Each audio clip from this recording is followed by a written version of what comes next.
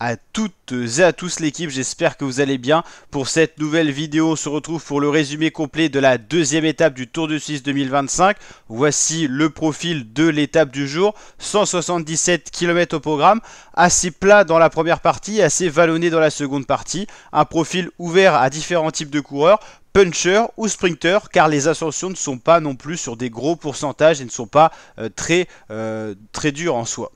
Donc au final, on a une échappée de 3 coureurs qui s'est créée dans la matinée, une échappée qui a jamais compté vraiment beaucoup d'avance. Pour preuve, à 47 km de l'arrivée, on est encore loin de l'arrivée, il n'y a plus que 1 minute 29 pour deux hommes. Il y en a déjà un qui a été distancé, il reste Jonas Rutsch, l'allemand, et Mauro Schmid, le champion de Suisse pour la Jayco Alula, donc deux coureurs en tête.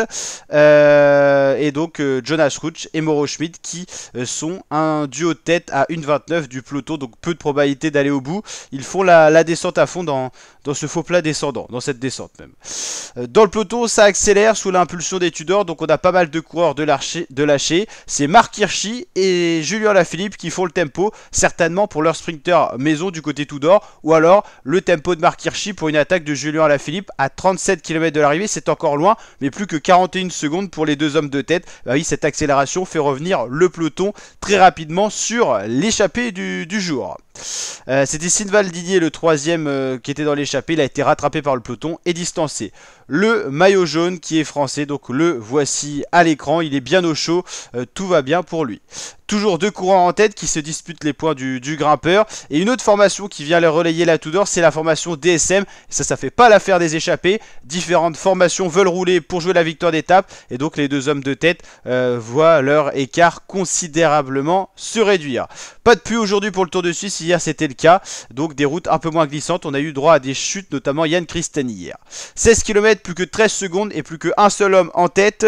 Jonas Rutsch, l'allemand, a été distancé. On le sentait plus fébrile dans ses relais. C'est Mauro Schmid qui est donc parti tout seul. Mais bon, ça c'est quasiment voué à l'échec avec 13 secondes à 16 km. Ça sent pas bon pour le Suisse qui va se faire reprendre par la formation IF Education qui sent qu'ils ont une carte à jouer, cette équipe-là. Donc les coureurs roulent à fort tempo. Plus d'échappées, peloton groupé, on se dirige vers un sprint. On a encore beaucoup d'éléments dans ce peloton. Sprint massif possible. Attention aux attaques tout de même. Mais on a un beau train Education First. Ils ont des coureurs avec des belles pointes de vitesse, notamment Albanese. Donc à voir ce que ça va donner. Et il y a pas mal de sprinters. Il y a Arnaud Delisle, champion de Belgique. Donc voilà, il y a pas mal de sprinters encore présents dans ce peloton. On peut avoir un sprint quasiment massif.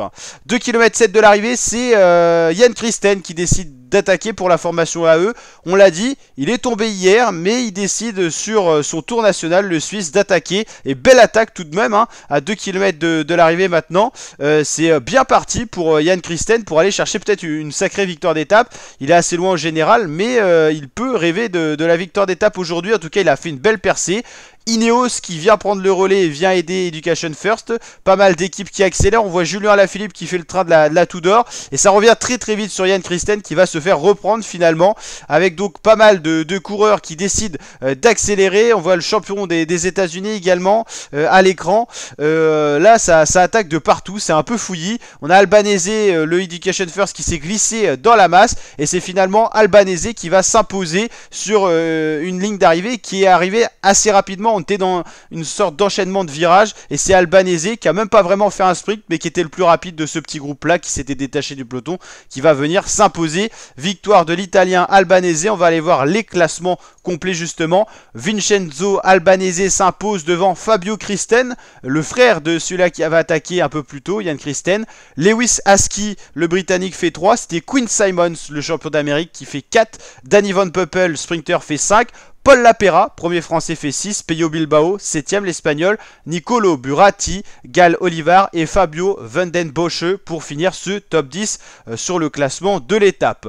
Pas beaucoup de changements au classement général, tous les coureurs étaient là. Romain Grégoire garde sa tunique jaune grâce à sa victoire sur la première étape avec une très belle échappée de 28 coureurs. Je vous invite à aller voir le résumé de la première étape si vous ne l'avez pas vu. Ça a été vraiment un scénario assez sympathique à suivre. Kevin Vauquelin toujours 2ème, Bart Lehman 3ème, Julien Alaphilippe 4ème, qui a montré qu'il n'était pas en grande forme non plus, parce que quand il a accéléré pour son sprinter, quand le petit groupe de 4 s'est détaché, s'il avait eu les jambes, il aurait suivi ce groupe, et pourquoi pas jouer sa carte de victoire d'étape, parce qu'il a une bonne pointe de vitesse, on l'a senti un peu juste dans le final.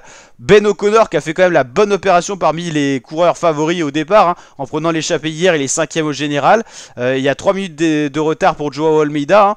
En interview, ils l'ont dit, les leaders qui avaient perdu 3 minutes hier, ça va être dur sur le parcours de cette année qui est proposé, qui n'est pas si sélectif que ça, de combler ce retard. Félix Groschartner qui sera peut-être le nouveau leader du coup de la formation UAE, lui qui était dans l'échappée, qui grimpe plutôt bien. Lennart Kamna 7, Castrillo 8, Keplinger 9 et Ben Swift 10ème. Voici ce top 10 au général qui n'a pas changé. Et donc victoire de Vincenzo Albanese. Pour l'instant, une victoire pour Romain Grégoire et la Groupama UDJ et une victoire pour Albanese et la formation Education First. On se retrouvera dès ce soir pour la présentation complète de la 3ème étape juste après ce résumé vidéo. N'hésitez pas à liker si ça vous a plu, vous abonner et partager. Je vous dis à très bientôt pour de prochaines vidéos l'équipe. Ciao ciao.